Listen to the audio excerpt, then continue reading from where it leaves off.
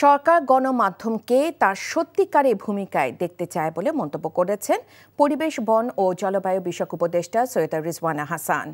Broadcast journalist centre BJC গণমাধ্যম সংস্কার প্রস্তাবনা নিয়ে আলোচনায় রাজধানীর একটি হোটেলে তিনি একথা বলেন। গণমাধ্যম সংস্কার এবং কর্মীদের শ্রম অধিকারের বিষয়ে কার্যকর একটি প্রস্তাবনা এই সরকার কাগজে কলমে রেখে যেতে চায় বলে জানান তিনি। ঐকমত্য কমিশনের এজেন্ডায় গণমাধ্যম সংস্কারের প্রস্তাবনা না থাকলেও সাংবাদিকদের নীতিমালা ও অধিকারের বিষয়ে সরকার গুরুত্ব দিয়ে বিবেচনা করছে বলে মন্তব্য তার। রিজওয়ানা বলেন, সিস্টেমের ওপর মানুষের আস্থা কমে যাওয়ায় মবের ঘটনা ঘটেছে, তবে সরকার কাউকে ছাড় দেয়নি। গণতান্ত্রিক প্রতিষ্ঠানগুলো নিয়ম কানুন ঠিক করার জন্য সরকার সবার সহযোগিতা চায় বলেও জানান উপদেষ্টা। হয়ে যাওয়ার সুযোগ নাই।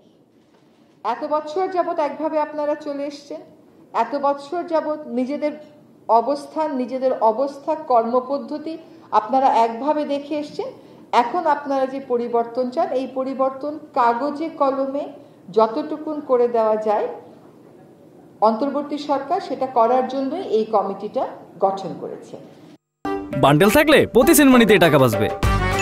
বিকাশ সেনমানি বান্ডেল কিনে জিতুন প্রতি লেনদেনে।